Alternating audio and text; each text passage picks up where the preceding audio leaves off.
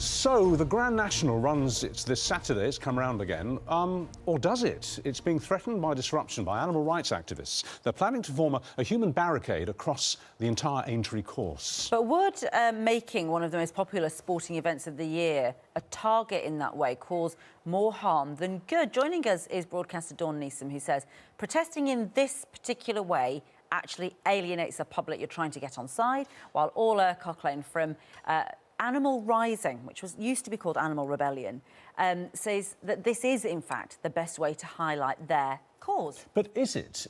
Because we know, don't we, that Just Stop Oil and other eco groups have announced that they're going to stop blocking roads, stop gluing themselves to roads, they're going to stop climbing gantries over motorways, because they've come to the conclusion that actually, as a tactic, it doesn't work and it alienates public opinion. So they're rethinking their strategy. So why do you think this is the right way to, A, get public support and, B, make your point, to actually stop the race? So first of all, thanks so much for having me. Pleasure. We're trying to do two main things by disrupting this race. We care very much about animals, and we're trying to protect those horses by being there on the tracks. And the second thing that we're trying to do is obviously have this big public conversation.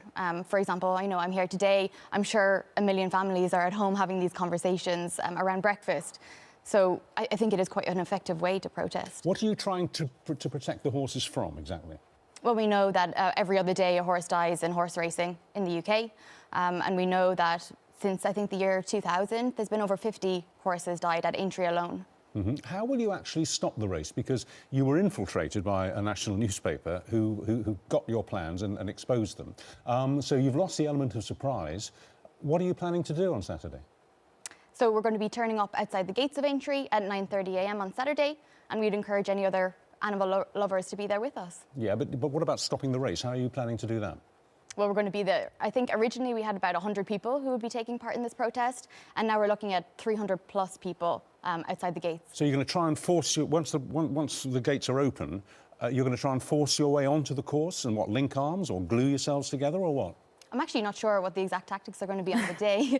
It's an element of surprise for yourself as well as everybody else. I'd welcome anyone to come down and be part of it. But can I just ask you, before, of course, we bring Dawn in, when you see images of horse races, when it's televised and so on, what does it make you think and feel when you see, you've got pictures of it behind you, I don't know if we've got any moving footage, but when you see that, millions of people around the world think, gosh, that's thrilling, who's going to win? I wonder who's going to make the money on that. People are thinking about the sport and the atmosphere, and Her Majesty the Queen was an enormous fan of horse racing, right? So, it's a cultural, national sport. But when you look at it, what do you think? Well, the first thing I think is that the animals are very beautiful, and I'm very impressed by their speed and what fantastic animals they are. And I think most people in the UK love horses, love animals. And I think people feel like they're connected to animals when they go to events like horse racing. But the real question that it brings up for me is, if we love these animals so much, then why is the only way that we can enjoy them through things like horse racing that harm them so much? OK, Dawn. Case for racing. Factually, she's right. Racehorses have to be put down. Sometimes they collapse and die, and they get whipped. Of course. Look, factually, horse racing is not necessarily a good thing for animals, and I think we'd all agree with Orla that no one wants to see animals hurt or put down in any way, shape or form. But over the last 15 years, the equine fatality rate in British racing has fallen by a third, and 62% of injuries to horses happen while they're turned out in a field. Only 13% happen while they're racing.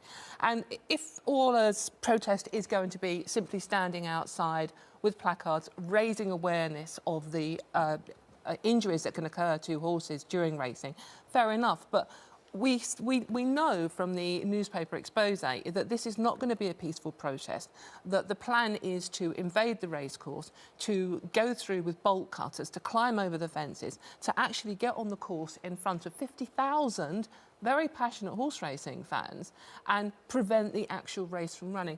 I think this is very dangerous for Orla and her colleagues. It's going to antagonise people that they want to get on side, i.e. the people that attend horse racing. And the bottom line here is it's also dangerous for the horses. These are highly trained, highly strung animals who have been primed to run this race. If one of those gets spooked and runs through the crowd with Orla and her colleagues there, and with the other crowd, 50,000 people are going to be there, it's going to be someone is going to get seriously hurt, and potentially a horse will die because of this protest. Orla? Well, we know the likelihood is that there will be a horse that dies over the course of the races anyway. Yeah, but not helping it happen is probably a good thing. Well, it's a completely peaceful protest, and we're not walking on during the races, during the race happening. We're trying to prevent the race from happening in the first place, thus protecting the horses. What she's saying is they're not going to be doing, what was it, Emily Dickinson, and running in front of a galloping horse. Okay. They're going to try and get there before the flag goes down and stop it from starting. But the horses are there all day. They are wandering around the courses. They are being trained. They're in the training room. The horses are there. This kind of disruption, a very volatile crowd at the best of times. I mean, you know, horse racing at Aintree is almost a religion. People go there. They are very, very supportive of this.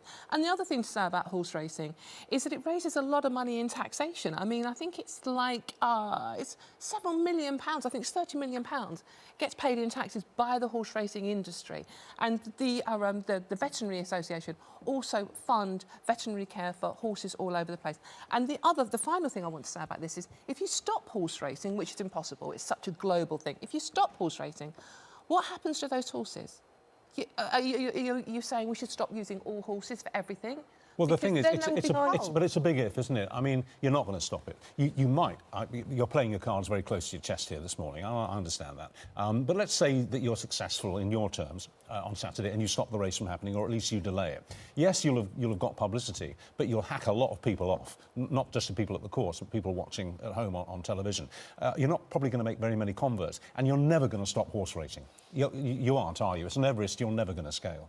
I just completely disagree. We've moved away from shooting, dog fighting, even bullfighting or bull, bull sports. Yeah. So I think it's entirely possible. We know from studies from the racing industry themselves that 80% of people under the age of 40 don't go to the races for ethical reasons. So we're really moving away from this anyway, and we're saying we need to prevent the harm as soon as possible. So what happens to the horses? If we stop horse racing, what happens to those horses? Well, I think you and I both know that this is not going to happen overnight. But I'm really glad that you raised this point, because it raises a big question about not only how we treat horses, but how we treat animals in general through the whole food system. If the only way that we can enjoy animals is through their exploitation, and we can't even imagine a world where horses are not, being used and can live freely. Like, I've never seen a wild horse, but something I would really love to do. And I think we need to be able to at least envisage that for ourselves. And it's Aintree, obviously now, presumably you've got many more other protests planned, have you? Is it all horse racing venues around the UK should be on high alert now from animal rising? Yeah, well, thanks for asking this. We're doing kind of two different styles of protests. We're doing the horse racing protest, but we're also going to be doing things like open rescues from factory farms. And that will be taking animals out of harm and saving them, essentially. And we're doing that because, over 80% of the meat that we eat in the UK is factory farmed. All right, well, let's... Can I just ask one final question? Very quickly, we're over time. The King's coronation, there are going to be lots of horses used in that. Are you going to be protesting against that? No, not that I'm aware of. And why not? Well, something we could look into, perhaps. Don't cause trouble, Dawn. Sorry, King Charles. Well, look, we ought to say that the Jockey Club, which runs Aintree, has told us, and I quote them, everyone in this industry is involved because they love horses and they work tirelessly to care for them every day. We respect the right for a peaceful protest, but we sincerely hope that Animal Rising will reflect on whether their proposed actions are a legitimate and a responsible form of protest, because their actions could endanger the horses they purport to protect. That's what your point was, Dawn. As well as, of course, the jockeys, the officials and themselves. Thank you both very much. Thank you. Right, let's take a look at the weather. Here's Alex. Looks like